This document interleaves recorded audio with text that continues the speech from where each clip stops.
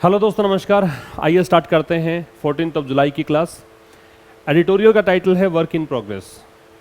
ये work in progress तो आपने निश्चित रूप से कहीं ना कहीं ज़रूर देखा होगा। जहाँ पर भी कोई मेंटेनेंस का काम चलता है, कंस्ट्रक्शन का काम चलता है, तो रोड्स पर आपने देखा होगा कुछ लगा दिया जाता है, ऐसे बोर्ड लगा दिया जाता है, इस पर लिखा होता है वर्क इन प्रोग्रेस, मतलब काम जारी है, कार्य प्रगति पर है, ऐसा लिखा जाता है। तो ये वही है, कार्य प्रगति पर है।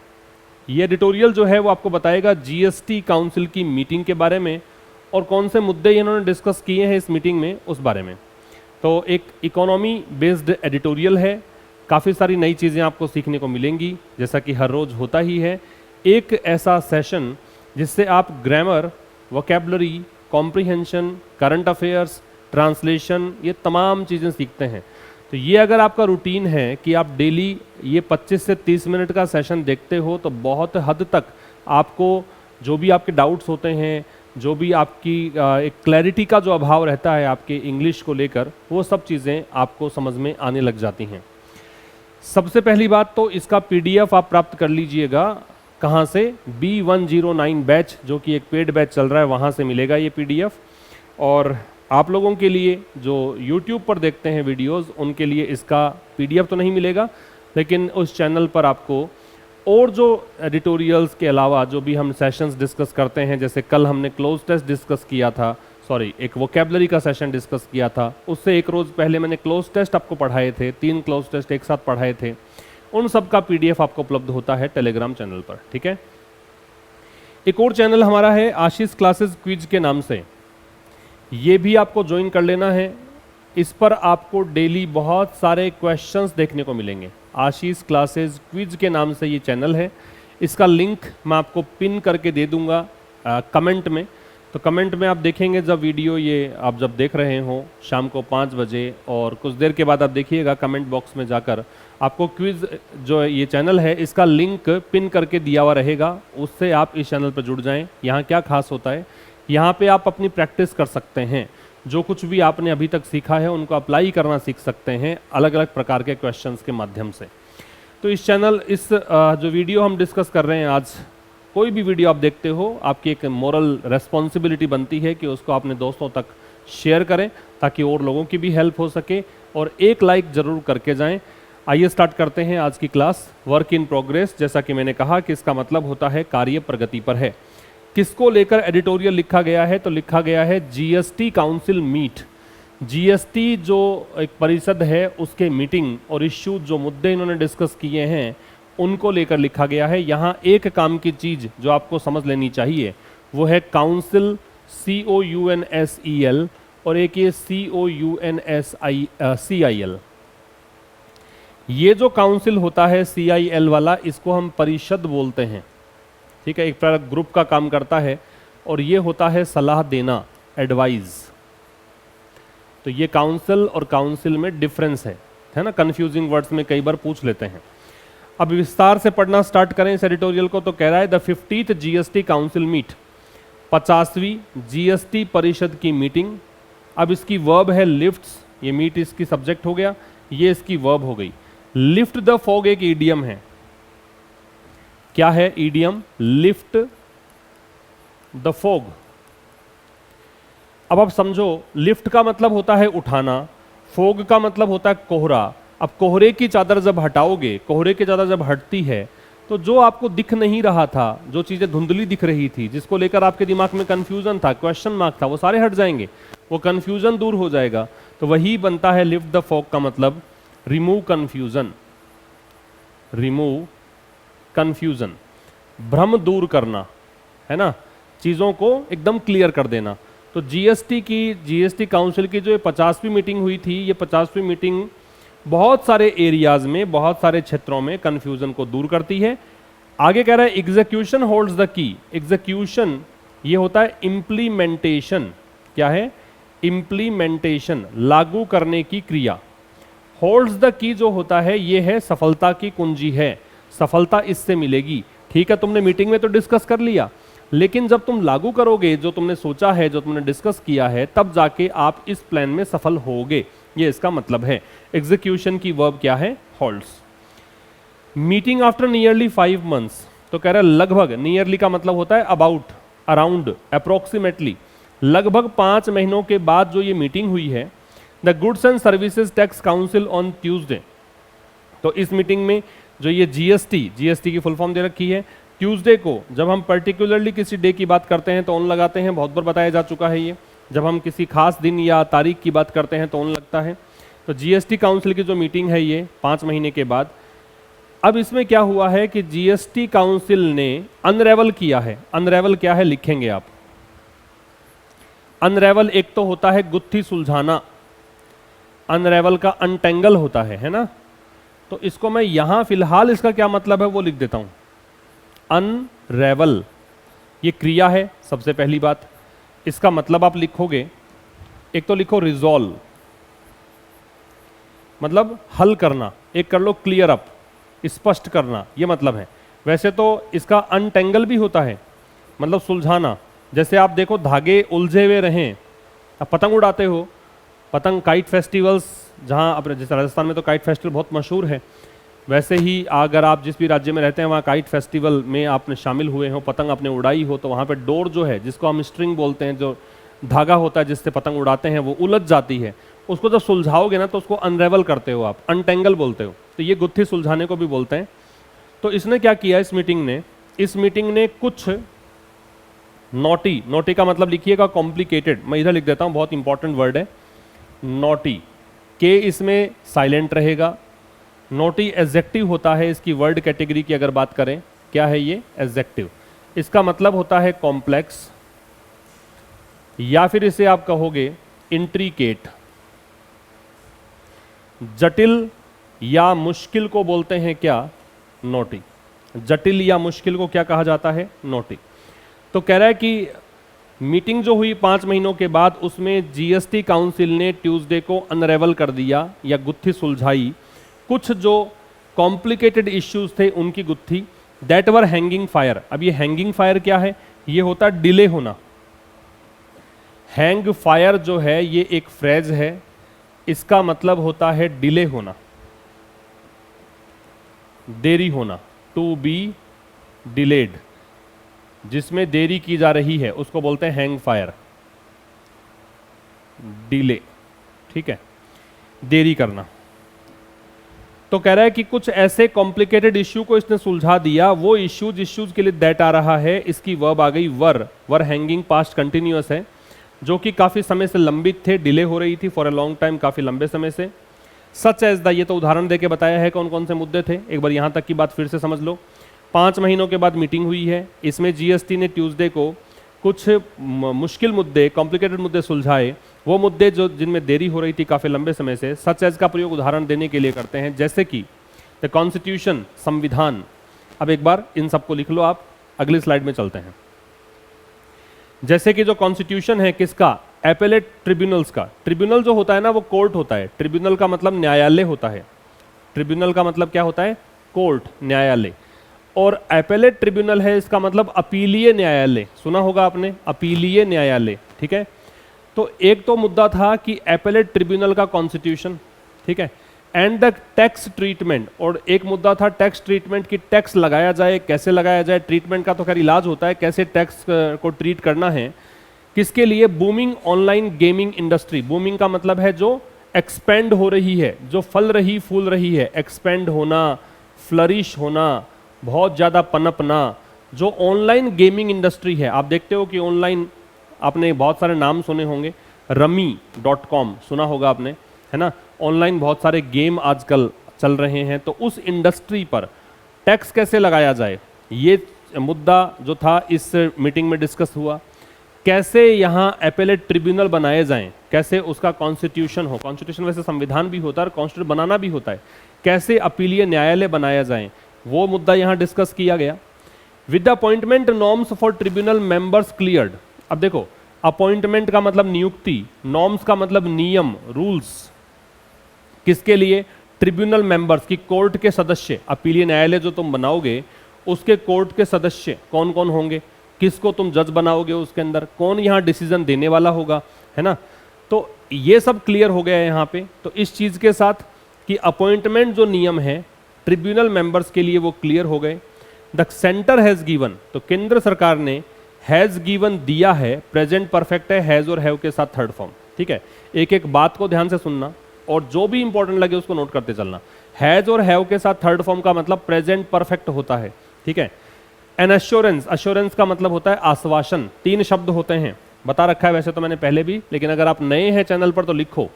इंश्योर होता है एक वर्ड होता है अश्योर, और एक वर्ड होता है एंश्योर, मतलब इंश्योर ही बोलते हैं इसको भी।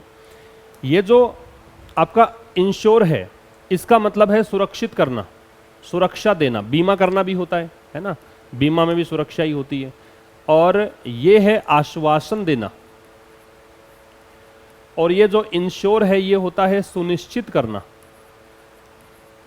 तो आप समझो कि ये अश्योरेंस जो है वो अश्योर से बना है, इसका मतलब क्या हो गया, आश्वासन देना। तो यहां पे इस चीज के साथ की जो अपॉइंटमेंट नॉर्म्स को क्लियर कर दिया कि कैसे नियुक्ति के नियम बनेंगे ट्रिब्यूनल मेंबर्स के लिए। तो ऐसा करके केंद्र सरकार ने एक आश्वासन दिया है। अश्योरेंस है वो नाउन है, ANCE एंडिंग वर्ड्स जो होते हैं वो नाउन होते हैं। एन यहाँ डिटर्मिनर है, हैज गिवन हेल्पिंग वर्ब और मैन वर्ब है। केंद्र सरकार में दैट डिटर्मिनर है, सेंटर नाउन है, ये सब्जेक्ट हो गया, ये वर्ब हो गई, ये ऑब्जेक्ट हो गया। एक अश्योरेंस दिया है कि the first set of tribunals, कि जो पहला एक ग्रुप ट्रिब्यूनल्स का होगा जो कोर्ट स्थापित किए जाएंगे, should become operational in 4 to 6 month. देखो शुड के 2 मतलब होते हैं। शुड कभी कभी तो तुम्हें मीनिंग देगा चाहिए का, है ना, मतलब सजेशन या एडवाइस के लिए आता है। आपको जब सलाह देनी हो, सुझाव देना हो तो शुड लगता है। मैं कहूं कि you should get up early in the morning, आपको सुबह जल्दी उठना चाहिए। यू शुड नॉट स्मोक, आपको धूम्रपान नहीं करना चाहिए। You should study at least 4 hours a day, आपको कम से कम दिन में 4 घंटे पढ़ना चाहिए। तो ये तो सजेशन है, एडवाइस है। एक शुड आता है मस्ट के अर्थ में, कि जरूर से जरूर ऐसा होना चाहिए। स्ट्रॉन्ग पॉसिबिलिटी के लिए आता है, प्रबल संभावना के लिए आता है। तो ये क्या कहना चाह रहा है कि केंद्र सरकार ने यहां आश्वासन दिया है कि जो पहला सेट होगा ट्रिब्यूनल्स का, जो पहला ग्रुप होगा कोर्ट्स का, वो ऑपरेशनल हो जाएगा, वो जरूर से यहां काम करने लग जाएगा। कोई चीज अगर ऑपरेशनल होती है तो वो ऑपरेशन करना शुरू कर देती है, कहने का मतलब वो ऑपरेट होना शुरू कर देती है, मतलब वो काम करना शुरू कर देती है, फंक्शनिंग स्थिति में आ जाएगा 4 से 6 महीनों में। ठीक है, तो केंद्र सरकार ने आश्वासन दिया है कि जो पहला सेट है ट्रिब्यूनल्स का, जो हम स्थापित करेंगे न्यायालय यहाँ पे जीएसटी के लिए, जीएसटी के मामलों को निस्तारण करने के लिए, तो ये 4 से 6 महीने में ऑपरेशनल हो जाएगा। आगे क्या बोला, वाइल स्टेट्स हैव प्रपोज्ड। अब वाइल जो है वो कंजंक्शन होता है। वाइल 2 ऐसे उपवाक्यों को जोड़ता है जो विरोधाभासी होते हैं। तो हालांकि जो स्टेट्स है उन्होंने प्रपोज किया है, प्रस्ताव रखा है, स्टेट्स राज्य हैव प्रपोज्ड, फिर से प्रेजेंट परफेक्ट है, 50 ट्रिब्यूनल बेंचेस का। बेंचेस का मतलब हो गया जजेस का समूह, पीठ जिसको बोलते हैं हम, है ना, न्यायाधीशों की जो पीठ होती है उसको बेंच बोलते हैं। तो हालांकि राज्यों ने प्रस्ताव रखा है 50 ट्रिब्यूनल बेंचेस का। These will come up in a phased manner.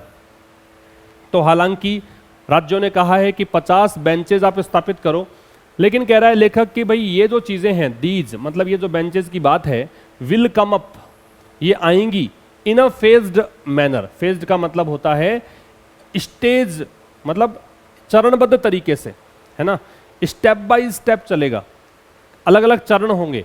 तो ये स्थापित होंगे किस तरीके से, मैनर का मतलब तरीका होता है, ये स्टेप मतलब स्टेप बाय स्टेप चलेंगे, चरणबद्ध तरीके से ये काम संपन्न होगा। फेज्ड यहाँ पे एडजेक्टिव है, ये यहाँ पे नाउन है, ये यहाँ पे डिटर्मिनर है। डिटर्मिनर के बाद 2 शब्द दे रखे हैं, फेज्ड और मैनर। तो फेज्ड एडजेक्टिव होगा, मैनर यहाँ पे नाउन होगा। ठीक है, तो कह रहा है कि हालांकि स्टेट्स ने प्रस्ताव रखा है 50 ट्रिब्यूनल बेंचेस का, लेकिन ये चरणबद्ध तरीके से आएंगी। बिगिनिंग विद स्टेट कैपिटल्स, सबसे पहले कहाँ जाएंगी, शुरुआत होगी, बिगिनिंग शुरुआत होगी स्टेट कैपिटल्स के साथ। जो राज्यों की राजधानी है सबसे पहले वहाँ स्थापित किए जाएंगे, उसके बाद शहरों में आएंगे, है ना। और ये कैसे आएंगी, हाई कोर्ट की बेंचेस यहाँ बैठेंगी, हाई कोर्ट की जो पीठ है न्यायाधीशों की वो यहाँ पे आएंगी। ठीक है, इंडस्ट्री में होप, भाई में जो है वो एक ऐसा मॉडल है जो आपको संभावना बताता है, और खास करके पॉजिटिव संभावना। नेगेटिव संभावना जब होती है तो हम कैन लगाते हैं। ये बात अच्छे से सुन लेना, नोट कर लेना कि जब पॉसिबिलिटी पॉजिटिव होती है तो में लगाते हैं, पॉसिबिलिटी नेगेटिव होती है तो कैन लगाते हैं, कैन नॉट लगाते हैं, है ना। मैं कहूँ बारिश आ सकती है तो इट मे रेन, वह आ सकता है, ही मे कम, वह घर पे हो सकता है, ही मे बी एट होम, ऐसे वाक्य बनते हैं मे से। तो इंडस्ट्री जो है, ये कौन सी इंडस्ट्री है? ये जीएसटी की बात कर रहा है ना। ये आशा कर सकती है किसके लिए? Quicker redress of mounting GST litigations clogging up courts. तो ये आशा कर सकती है, ऐसी संभावना है कि ये आशा कर सकती है किसके लिए? क्विकर मतलब अधिक जल्दी, क्विक की डिग्री कंपैरेटिव है क्विकर, जितना जल्दी होता था उससे ज्यादा जल्दी। रिड्रेस क्या होता है? रिड्रेस होता है सेट राइट, ठीक करना, रेक्टिफाई करना, रेक्टिफाई करना, ठीक करना। तो ये यहाँ पे इंडस्ट्री जो है वो ऐसी आशा लगा सकती है कि जल्द से जल्द निस्तारण किया जाएगा किसका? माउंटिंग। माउंटिंग मतलब बढ़ते हुए, प्रेजेंट पार्टिसिपल है, आईएनजी फॉर्म एडजेक्टिव बन रहा है, प्रेजेंट पार्टिसिपल है। जीएसटी लिटिगेशंस, लिटिगेशंस का मतलब होता है cases, legal cases, law suits. Clog up का मतलब होता है जो ऑब्स्ट्रैक्ट करते हैं, जो रुकावट डालते हैं, जो जमा हो गया है एक जगह पे, है ना। तो इंडस्ट्री यहां आशा लगा सकती है क्या? कि जल्द से जल्द निस्तारण होगा किसका? बढ़ते हुए जीएसटी केसेज का। और क्लोग अप कोर्ट, और ये वो केसेज हैं जिसने कोर्ट को जाम करके रखा है, कोर्ट की कार्रवाई को होने नहीं दे रहे हैं। इतना ज़्यादा फाइलें रखी हैं कि ये वाले केसेज ही सॉर्ट आउट नहीं हो रहे हैं, तो बाकी केसेज का तो कहना ही क्या। क्लोग अप का मतलब जाम लगा देना, एक साथ में बहुत बड़ी संख्या में इकट्ठा हो जाना, जिससे कि कोई चीज़ वहाँ से पास ना हो सके, गुजर ना सके, उसको बोलते हैं क्लोग अप। ठीक है। ऑन द अदर हैंड, दूसरी तरफ अगर देखोगे, ऑन द अदर हैंड क्या होता है? दूसरी तरफ businesses have reacted with much consternation. लिखो, बहुत अच्छा इंपॉर्टेंट वर्ड है। कॉन्स्टरनेशन का मतलब होता है वरी, या फिर लिखोगे एंजाइटी, चिंता को बोलते हैं। ठीक है, वरी या एंजाइटी होता है, चिंता को बोलते हैं। दूसरी तरफ बिजनेसेस हैव रिएक्टेड, जो भी व्यापार हैं, उद्योग धंधे हैं, उन्होंने रिएक्ट किया है, बहुत ज़्यादा चिंता का विषय है इनके लिए। ठीक है, जो व्यापारी हैं उन्होंने यहाँ पे काफ़ी चिंता जताई है ना। हैव रिएक्टेड फिर से प्रेजेंट परफेक्ट है। और याद रखो, मैंने टेंस का एक वीडियो अपलोड किया था, उस टेंस वाले वीडियो को अगर आप देखोगे तो वहाँ आपको एक बात समझ में आएगी कि कौन से हिंदी वाक्य कौन से टेंस में जाते हैं, ये कला वहाँ से सीखोगे, जाके देखिएगा। टेंस का एक वीडियो है, अभी मैंने 5-10 दिन पहले ही अपलोड किया है, उसमें आप जाके देखोगे पूरा कंप्लीट वीडियो। आप प्रेजेंट सिंपल से स्टार्ट करके फ्यूचर परफेक्ट कंटिन्यूअस तक 12 कंडीशंस और 12 गुणा 4 48 प्रकार के वाक्य बनाने सीख जाओगे। एक सेंटेंस को देखकर कि ये कौन से टेंस का पार्ट है, कैसे इसको ट्रांसलेट करना है, वो वहाँ पे समझाया गया है आपको। ठीक है, तो उससे समझ में आएगा कि हैव रिएक्टेड प्रेजेंट परफेक्ट है, और हैव रिएक्टेड को आप जब ट्रांसलेट करोगे तो इसका मतलब होगा प्रतिक्रिया दी है, रिएक्ट किया है लगेगा लास्ट में। ठीक है, तो दूसरी तरफ बिजनेसेस ने रिएक्ट किया है काफ़ी चिंता के साथ टू द काउंसिल डिसीजन। और चिंता किसके प्रति जताई है? इस काउंसिल के डिसीजन को लेकर, जो जीएसटी काउंसिल है उसके निर्णय को लेकर चिंता जताई है। और चिंता किस बात की है? फाइनलाइज करने की। फाइनलाइज करना ये क्रिया है ना। टू के साथ दे रखा है तो ये इन्फिनिटिव है, टू के साथ बेस फॉर्म को हम इन्फिनिटिव बोलते हैं। फाइनलाइज करने की चिंता है क्या? कि 28% जीएसटी लेवी, लेवी का मतलब टैक्स होता है, कि 28% जीएसटी टैक्स लगे किस पर? Face value. फेस वैल्यू मतलब अंकित मूल्य। तुम अगर अंग्रेजी माध्यम के हो तो तुमने प्रतिशत टॉपिक पढ़ा होगा, तुमने लाभ हानि टॉपिक पढ़ा होगा, प्रॉफिट एंड लॉस पढ़ा होगा, वहां पे फेस वैल्यू का मतलब समझते होंगे, अंकित मूल्य होता है। तो कह रहा है कि यहाँ पे चिंता जताई है बिजनेसेस ने इस डिसीजन को लेकर कि ये कैसे फाइनलाइज कर रहे हैं। जीएसटी 28% लगाने की बात है सारी बैट्स पर। बैट्स का मतलब शर्त होती है, जो भी जुआ खेलते हैं लोग ऑनलाइन कसिनोज में जाके, या फिर ऑनलाइन गेमिंग प्लेटफॉर्म्स हैं, वहाँ पर जो बैट्स होती हैं, शर्तें लगती हैं उन पर। प्लेस्ड इन ऑनलाइन गेम्स, और ये शर्तें कहाँ लगती है? ऑनलाइन गेम्स में लगती हैं। कसिनोज जो जुआ घर होते हैं वहाँ पे लगती हैं। और हॉर्स रेसिंग या हॉर्स रेस होती है वहाँ पे लगती है। With many E gaming players terming it A death nail for the growing industry. बहुत सारे ई गेमिंग प्लेयर्स हैं जो ई गेम मतलब ऑनलाइन गेम्स खेला करते थे, उन्होंने इसे संज्ञा दी है। टर्म का मतलब संज्ञा देना। क्या कहा है कि जो 28% का जो डिसीजन है ये एक प्रकार से मृत्यु घंटी है। डेथ नेल का मतलब मृत्यु घंटी, एक प्रकार से एक संकेत जो ये बताता है कि अब ये खत्म होने वाला है इंडस्ट्री। तो इन्होंने कहा है कि ये तो डेथ नेल की तरह रहेगा। किसके लिए? इस इंडस्ट्री के लिए जो ग्रोइंग है, जो बढ़ती हुई इंडस्ट्री है। And it's thousands of jobs, और इसके हजारों जो जॉब्स हैं, थाउजेंड्स ऑफ हजारों जो जॉब्स हैं उसके लिए मृत्यु घंटी साबित होगा, खत्म कर देने वाला है ये डिसीजन जीएसटी काउंसिल का। एक बात समझना, 1000 से पहले अगर तुम संख्या देखते 2000, 3000, 4000, 5000, 6000 ऐसे, तो उसमें एस कभी नहीं आता, ठीक है। यही 100 में होता है, यही 1000 में होता है, यही मिलियन में होता है, यही बिलियन में होता है।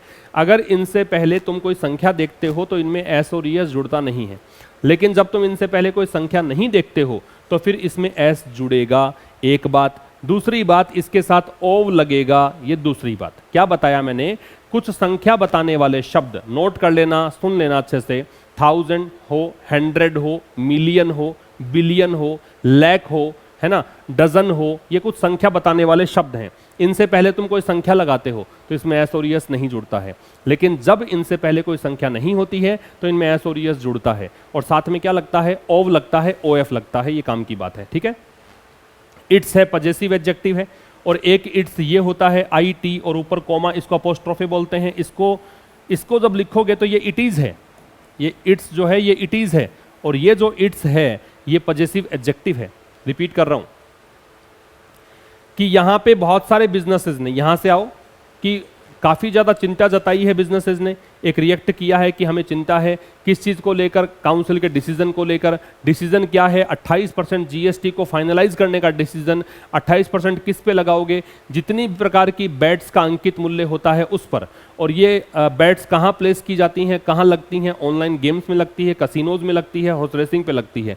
यहाँ बहुत सारे ई गेमिंग जो प्लेयर्स हैं जो ऑनलाइन गेम्स खेलते हैं, उन्होंने कहा है कि जीएसटी काउंसिल का ये जो डिसीजन है ये डेथ नेल है, मृत्यु घंटी है। किसके लिए? इस बढ़ती हुए इंडस्ट्री के लिए। इंडस्ट्री नाउन है, ये प्रेजेंट पार्टिसिपल एडजेक्टिव है, और इसके हजारों जॉब्स के लिए। This was not a hasty decision. Hasty का मतलब है आनन फानन में लिया हुआ डिसीजन, जल्दबाजी में लिया गया डिसीजन, ठीक है। तो ये हरीड डिसीजन नहीं है। हैस्टी का सिनोनिम कर सकते हो हरीड, या स्पीडी कह सकते हो। तो लेखक कह रहा है कि भैया जीएसटी काउंसिल का जो डिसीजन है ये जल्दबाजी में लिया गया निर्णय नहीं है। Having been considered, having been considered, consider का मतलब होता है सोच विचार करना। हैविंग के साथ बीन लग रहा है तो पैसिव है, और यहां पे सोच विचार किया गया था किसके द्वारा? Ministerial group of the council, not once, कि कोई एक बार ही नहीं हुआ था कि मंत्रियों के द्वारा इस पर विचार विमर्श किया गया था। मिनिस्ट्रियल, मंत्री से संबंधित, ग्रुप का मतलब समूह, और समूह किसका? काउंसिल का। तो जीएसटी परिषद के अंदर जो मंत्रियों का समूह है उनके द्वारा इस बात पे चर्चा बहुत बार पहले हो चुकी है, बट ट्वाइस, एक बार नहीं हुई है, 2 बार हुई है। Since its formation in late 2020, कब से? जब से ये बना है, जब से फॉर्म हुआ था। कब? लेट 2020 में, मतलब 2020 में जब अंतिम दौर था, जब इसका फॉर्मेशन हुआ था ऑनलाइन गेमिंग वाला, है ना, तो उससे तब से ही इनके दिमाग में था। ये एक बार नहीं 2 बार निर्णय ले चुके हैं, मतलब कंसीडर कर चुके हैं इस बात को। फॉर्मेशन का मतलब होता है निर्मित होने की क्रिया। Finance minister Nirmala Sitharaman said, वित्त मंत्री निर्मला सीतारमन ने कहा, ये सेकंड फॉर्म है। द काउंसिल एक्नॉलेज्ड, एक्नॉलेज का मतलब लिख लो एडमिट हो करना, स्वीकार करना, कि काउंसिल ने स्वीकारा। निर्मला सीतारमन की वर्ब है सेड, काउंसिल है जीएसटी काउंसिल, एक्नॉलेज स्वीकार किया, कि जीएसटी काउंसिल ने स्वीकार किया है कि गोवा और सिक्किम रिलाई ऑन, रिलाई के साथ ऑन लगता है मतलब डिपेंड ऑन है, लिखो इंपॉर्टेंट बात है। रिलाई ऑन जो होता है इसका मतलब होता है डिपेंड ऑन।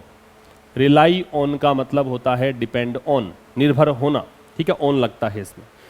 गोवा और सिक्किम बहुत हद तक निर्भर हैं, हैवीली मतलब बहुत भारी तरीके से, बड़े बड़े स्तर पर निर्भर हैं। किस पर? Casino driven tourism revenues, casino के द्वारा चलने वाला पर्यटन से आने वाली आय, कि गोवा में जो पर्यटक आते हैं वो कसिनो में गेम खेलते हैं, वहाँ से ये इंडस्ट्री चलती है। सिक्किम में भी ऐसा ही है, ये इनको पता है, बट ऑल्सो एग्जामिन्ड। तो ना केवल इन्होंने माना है इस बात को कि ठीक है गोवा और सिक्किम का व्यापार तो हम चौपट कर रहे हैं हालांकि, लेकिन यहाँ पे हमने एग्जामिन किया, जांचा किस चीज को? द मोरल क्वेश्चन, एक नैतिक प्रश्न था, मोरल नैतिक क्वेश्चन, प्रश्न, ये नाउन, ये एडजेक्टिव, ये डिटर्मिनर। और whether this can be equated, equated का मतलब है समान रखना, क्या बराबर रखना, है ना, टू पुट इक्वल, बराबर रखना। अब यहां कहा है कि काउंसिल ने, हालांकि ये तो मानी है बात कि सिक्किम और गोवा के अंदर इससे बहुत ज़्यादा आय होती है, टूरिज्म का रेवेन्यू यहाँ से बहुत ज़्यादा आता है। लेकिन हमने जांच की है इस प्रश्न की भी, नैतिक प्रश्न की भी। नैतिक प्रश्न क्या है कि क्या इस चीज़ को इक्वेट किया जा सकता है, this can be equated, passive हो गया बी के साथ थर्ड फॉर्म, क्या इस चीज़ को बराबर रखा जा सकता है किससे, द मोर कंपैशनेट, कंपैशनेट का मतलब होता है काइंड या जेनरस, अधिक दया, दयावान, उदार, टैक्स ट्रीटमेंट, क्या हम इसे बराबर कर सकते हैं इस चीज से कि हम थोड़ा सा उदार बने, थोड़ा सा लीनियंट बने, टैक्स कम लगाएं। वारंटेड का मतलब होता है नेसेसिटेटेड, जरूरी बना देना, रिक्वायर्ड, वारंटेड का मतलब रिक्वायर्ड, जो जरूरी है किसके लिए, essential goods and service, essential का मतलब है आवश्यक। तो क्या हम थोड़ा सा लीनियंट हो सकते थे, हमने ये भी जांचा है कि जैसे हम आवश्यक सेवाओं पर टैक्स लगाते हैं, क्या उतना ही टैक्स इस पर लगना चाहिए, क्या उसके बराबर हम इसको रख सकते हैं, यह भी हमने सोचा है इस बारे में। ठीक है, आगे कह रहा है with the electronics and IT ministry also formulating, formulate का मतलब होता है क्रिएट करना, बनाना। अब कह रहा है इस चीज के साथ कि जो ये मंत्रालय है, इलेक्ट्रॉनिक्स और आईटी विभाग जो देखता है, इसने यहां पे फॉर्मुलेट किया है ए पॉलिसी, एक योजना बनाई है किसके लिए, ऑनलाइन गेमिंग के लिए। ठीक है, इस मिनिस्ट्री ने एक योजना बनाई है इसके लिए। This decision requiring an amendment to the GST law, ये जो निर्णय है जिसमें कि जरूरत है कि जीएसटी के कानून में अमेंडमेंट होगा, अमेंडमेंट जहां कहीं भी होगा वहां पे टू लगता है, मैंने बताया था परसों भी इस बारे में। May yet need some review and fine tuning, fine tuning का मतलब थोड़े छोटे छोटे adjustment, small adjustment, fine tuning का मतलब है स्मॉल एडजस्टमेंट, छोटे छोटे एडजस्टमेंट। फिर समझो, इलेक्ट्रॉनिक्स और आईटी मिनिस्टर यहां पे एक पॉलिसी बना रहे हैं किसके लिए, ऑनलाइन गेमिंग के लिए।